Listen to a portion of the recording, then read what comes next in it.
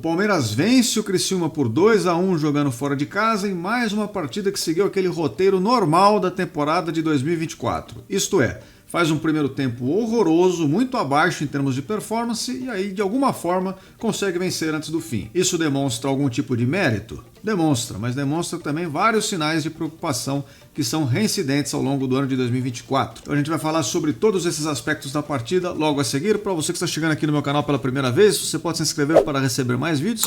Se você gostar do conteúdo, deixa o seu like.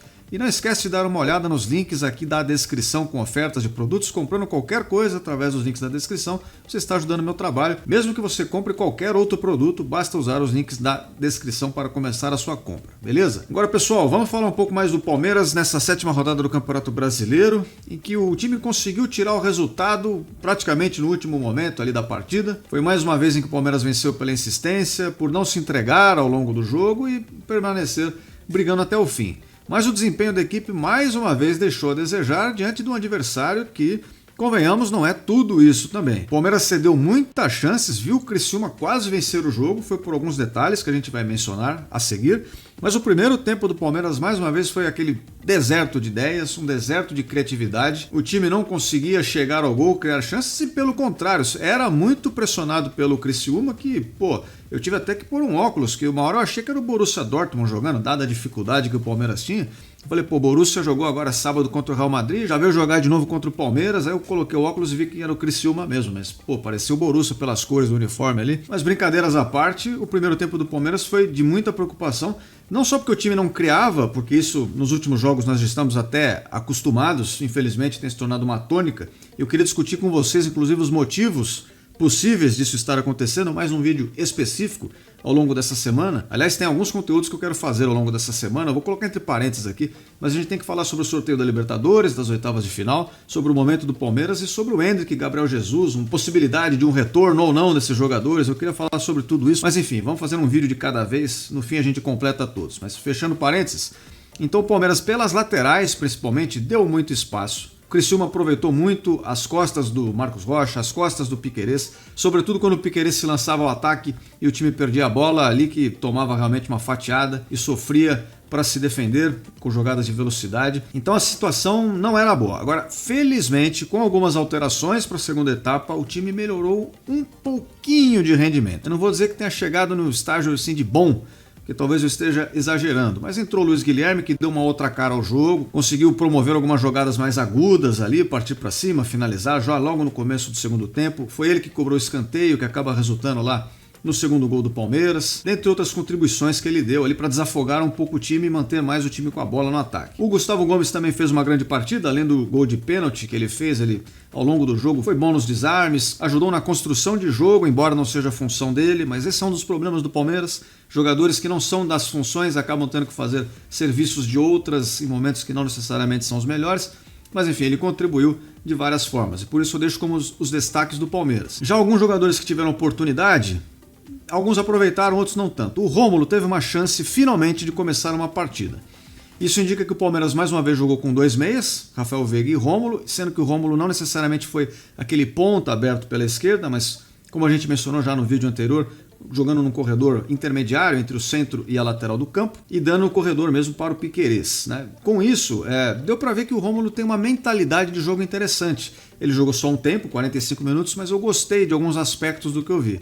Claro que o desempenho dele não foi tão bom porque o time inteiro foi muito abaixo e ele está dentro desse contexto. Mas deu para ver que ele tem uma mentalidade de jogo de buscar quebrar algumas linhas, de tentar manter um pouco mais a posse de bola e ao mesmo tempo ser um pouco mais agudo, e isso é uma coisa que tem faltado ao Palmeiras. Então deu alguns indícios positivos, eu gostei da breve participação dele em campo, espero que ele tenha mais oportunidades. E outros dois caras que eu queria comentar que tiveram oportunidade foram o Caio Paulista e o Lázaro. O Lázaro entrou dessa vez razoavelmente bem, o Lázaro tem aquela coisa que às vezes ele tá ligado e às vezes ele tá desligado, né? Tem uma chavinha lá que eu não sei como é que faz para mexer, mas hoje ele entrou ligado, participou de alguns lances, teve gana de jogo, finalizou algumas vezes e foi contemplado fazendo aquele gol de cabeça no final que deu a vitória. Já o outro jogador, Caio Paulista, mais uma vez entrou e não conseguiu desempenhar muito, né? Ele teve uma chance de fazer um cruzamento ali que mandou a bola para a lua, e não foi muito mais do que isso. Então é um jogador que ainda deixa muitas dúvidas, né, sobre o que ele pode entregar ou não com a camisa do Palmeiras. Mas eu queria levar em conta que, por sua vez, o primeiro gol do Palmeiras, que foi de pênalti do Gustavo Gomes,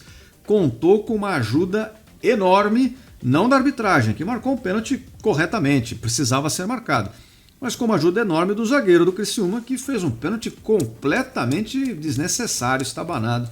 O Marcos Rocha, mais uma vez, fez aqueles cruzamentos nas costas dos atacantes, como é de costume, infelizmente, só que aí o zagueirão resolveu tirar com o braço, a troco de nada, não ia levar perigo aquele lance, mas enfim.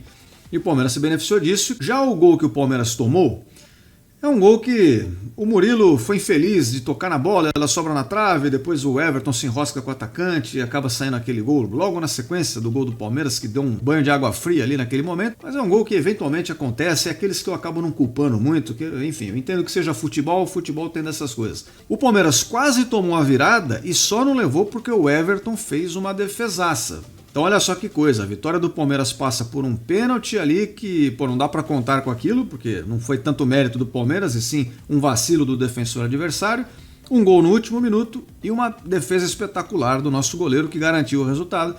Não fosse por isso, o Palmeiras teria passado mais uma vez por um jogo bem complicado, em que teria uma performance baixa e não teria obtido o resultado.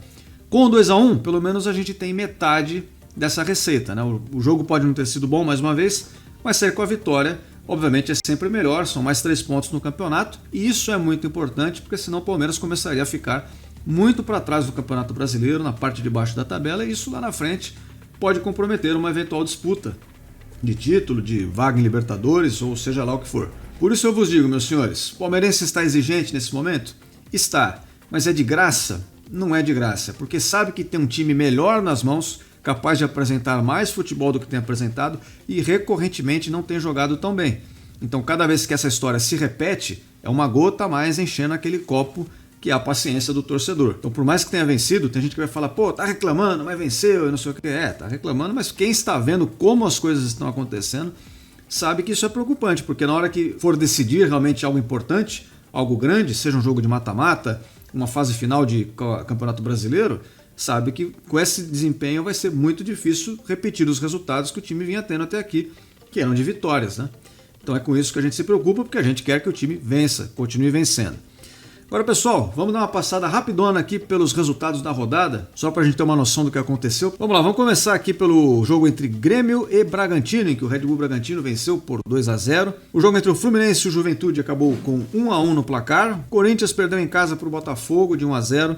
O Atlético Mineiro empatou com o Bahia por 1-1, saiu na frente, tomou um empate. O Atlético Goianiense venceu a Vitória por 2-0, jogando fora de casa. O Internacional vence o Cuiabá por 1-0, jogando fora de casa também. E o Flamengo vence o Vasco da Gama por 6-1, uma senhora goleada entre dois rivais, também com o mando de campo do Vasco da Gama, para piorar a situação, né? E é uma goleada certamente histórica essa, que vai ficar por muito tempo latejando na cabeça do torcedor vascaíno e promovendo algum tipo de riso ao torcedor do Flamengo. Assim são as coisas, né? Fazer o quê? Palmeiras venceu por 2-1 o Criciúma, jogando fora de casa, e nós teremos ainda o jogo entre Cruzeiro e São Paulo e Atlético Paranaense e Fortaleza, que ainda não aconteceram até o momento da gravação deste vídeo. Com esses resultados, então, provisoriamente o campeonato ficou assim. O Flamengo está na liderança com 14, empatado com o Bahia. Tem também o Botafogo, o Atlético Paranaense na cola, com 13 pontos. O Bragantino tem 12 e agora o Palmeiras vai a 11, né? Acaba se aproximando desse bloco da frente aí. Aqui a segunda parte da tabela, com Fortaleza, Grêmio, Vasco da Gama, Juventude, Fluminense, Criciúma. E lá na zona de rebaixamento, olha só, nesse momento nós temos Corinthians, Atlético Goianiense, Vitória e Cuiabá, que até agora não pontuou no campeonato e é um sério candidato a ficar para trás esse ano, hein? Vamos ver como acaba essa situação. Bom, pessoal, então por enquanto era isso no vídeo de hoje. Eu queria agradecer a todos vocês que acompanharam até aqui. Não se esqueçam de se inscrever no canal, deixe seu like, dá uma olhada nos links da descrição. E eu espero todos vocês aqui em breve. Até a próxima. Fui!